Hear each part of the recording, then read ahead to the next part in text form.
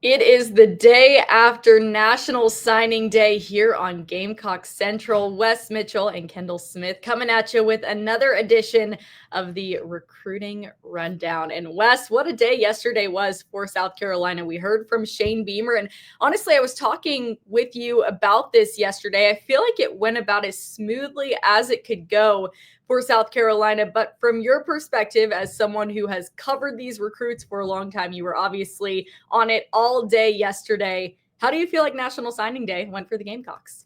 Yeah, it went really well. I was looking at some of the national reaction too, Kendall, because you always want that context, that perspective from what other people are saying. In South Carolina, you look at On3, their national page, some of the other sites as well. South Carolina was one of the teams mentioned as one of the big winners of National Signing Day. So, of course, you start with, do you get all your guys who are verbally committed actually locked in and signed?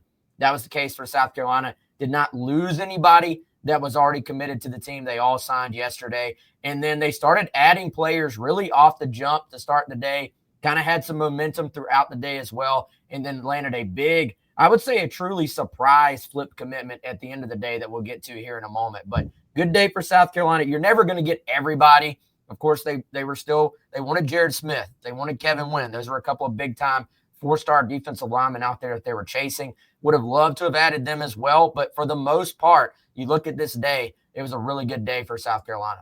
Okay, so Wes, you mentioned it there, but South Carolina able to flip a couple of guys yesterday, which is obviously huge. We've got the highlights rolling right now. Zavon Hardy, one of those guys, and he was originally committed to Mississippi State. He's a JUCO guy. He's now coming to South Carolina. So absolutely huge for the Gamecocks to be able to land him. Well, I think when you start talking about position of need in this class, defensive tackle, kind of that interior D-line spot, when you look at what Carolina loses there, Kendall, was huge for them. And Zavon Hardy, actually the number one overall JUCO prospect in the country. This is a kid that South Carolina fans who have really followed recruiting for a long time will remember. He got an offer from South Carolina out of high school all the way back in 2021. They actually had him committed at one point. It looked like he was going to be a high school member of South Carolina's signing class. Had to go the JUCO route, then, of course, commits to Mississippi State. But South Carolina stayed the course, kept recruiting him. This thing was really down the stretch, I think, a little bit back and forth. And, I was looking at some of the Mississippi State websites leading up to signing day. They weren't really mentioning that there was a chance of a flip here on their end, but South Carolina just kept working the thing. And as you'll see here on the film, this is a twitchy kid, kind of your prototypical SEC interior defensive lineman. We know the Gamecocks are going to lose a Boogie Huntley. They're going to lose a Tonka Hemingway. Good chance they lose a TJ Sanders when you look at where he's projected in the NFL draft as well. So bringing a guy in who can maybe impact this team right off the bat, who had major SEC offers as well, is a huge gift for Travian Robertson and that South Carolina defense. You see right here, just a playmaker, again, a guy who can get off blocks, get in the backfield. It's kind of that prototypical, you would say, three technique defensive tackle at the next level, Kendall. Yeah, I mean, for South Carolina to be able to flip not only Zavon Hardy, but also you look at a guy like Mike Tyler as well, who was originally committed to LSU. He's a local guy. Yesterday announced that he would be signing with South Carolina, and that's exactly what he did. You were there for that, Wes, as well. You were able to chat with him, talk to him about his decision to ultimately come to South Carolina. So another massive flip for the Gamecocks with a guy that's super local. And we have talked about that so many times, just South Carolina's ability to recruit in state with this class specifically has been extremely impressive. Yeah, I think going right down the road and flipping Mike from LSU is kind of one of those low-key big gets in this class. You look, there was not already a tight end committed, so you kind of looked at wanting to add a guy at that position. And Mike is a playmaker. You'll see here he actually caught ultimately the game-winning touchdown pass in the state championship, which was a great moment for him. And then when you look at how South Carolina has used that position over the last couple of years, we saw Josh Simon excel there. We saw Mike Smith play a lot as a true freshman and make some plays too, including one of the big touchdown catches against Missouri.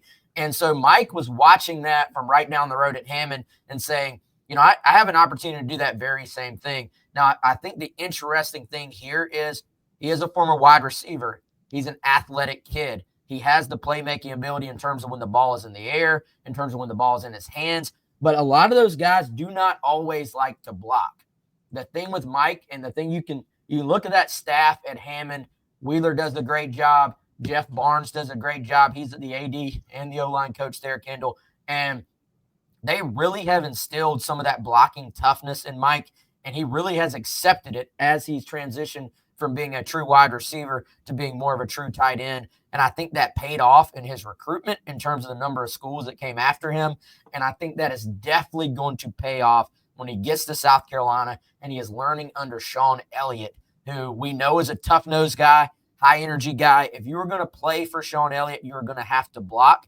And that Hammond staff has done a fantastic job of preparing Mike Tyler for that reality. So will it be a little bit of a jump? Of course, going, or a big jump going from high school skis the ball to the SEC. We know that is true, but we've seen it with Boogie. We saw it with Jordan Birch. Those guys can play at the next level. And I think just talking to the staff at Hammond, they are incredibly high on Mike Tyler's upside, high on him as a kid, comes from a great family. Kind of a touching moment there as he announced for South Carolina, because you could tell just the gravity of it kind of hit him, the gravity of the position he is in to be able to play for an SEC school in his hometown. So just a really cool moment to be there for that yesterday, but also a really, really good football player here for South Carolina as well, Kendall. Yeah, I mean, so cool that he lives so close to South Carolina. He's able to go to school there, and you could obviously tell he was just extremely grateful for that yesterday when he announced that he would be going to South Carolina, flipping from LSU and signing with the Gamecocks. A couple of other names that I certainly want to get to here today on the recruiting rundown.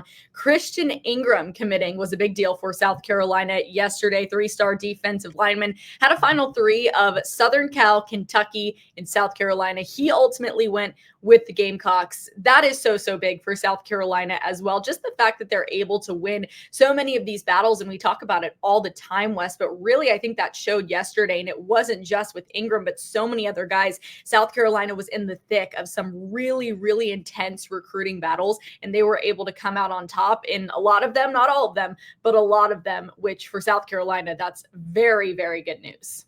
Well, we talked about position of need earlier when we were talking about Zavon Hardy. Same case here with Christian Ingram. Now, he's a high school kid, so I don't know if it's fair to put that expectation on him to say, hey, you have to come in and impact early as an SEC defensive lineman. That is a position that typically is pretty tough to impact as a true freshman. But I think in terms of relieving a little bit of that pressure at that position, where South Carolina, we know they're going to hit the transfer portal. We know they added a JUCO guy in Zavon Hardy, but you want to be able to build a foundation for the future at that spot.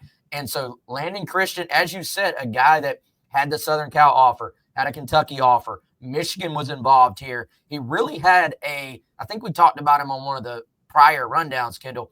This was a guy who the recruiting process took off a little bit late for him, but you look at the teams that were involved at that late time, you have some major players out there. South Carolina, like you said, had to battle. You can see the film here. I saw him on the sideline, the game he had took his official visit for. This kid looks like he want a high school becoming an SEC defensive tackle to look, in terms of big frame, high-hipped kid, can put on some extra weight, and is going to be kind of what I would say you would call a zero technique or a one technique defensive tackle at the next level, which means you're going to grow him as he gets into a college strength and conditioning program and let him sort of take up blocks there in the middle, but also has some athleticism to him, light on his feet, seems to be a really good kid as well. And I think it's just a good fit for South Carolina to tack on here at the end of this class and help to build out that room. And, I think for Carolina, you always talk about recruiting classes.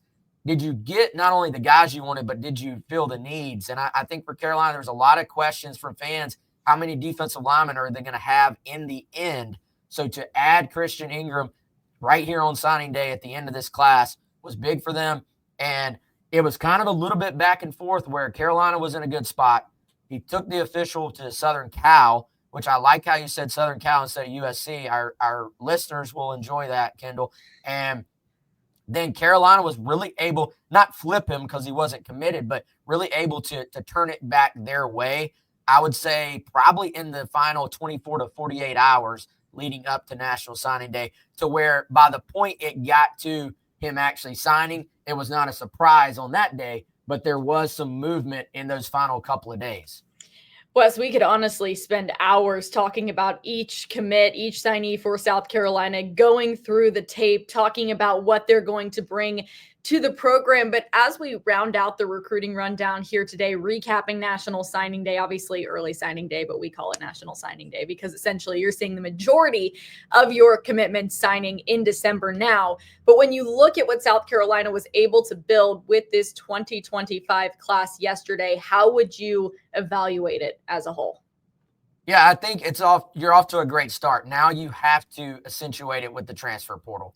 And South Carolina got the cherry on top by adding Damola Ajitahun at the end, a high upside 4-star offensive tackle. To me, that addition, Kendall, was the one that took signing day from being a good day for the Gamecocks to being a great day for South Carolina. They only have 2 offensive linemen in this class, but they are very high quality prospects. When you look at Ajitahun, you look at Shed Surratt here in state, the top offensive lineman in the state of South Carolina for this 2025 cycle. So next step, and we're going to talk about this in all these future recruiting rundowns too, Kendall, transfer portal is on deck. And South Carolina already getting a head start on that. It opens on Monday, but lots of prospects out there already have entered if they're transfers. They've entered if their coach has gotten fired or left, because you can go ahead and enter. So it doesn't slow down at all. And we will have complete coverage of all the transfer portal madness, you would say. I think it is madness.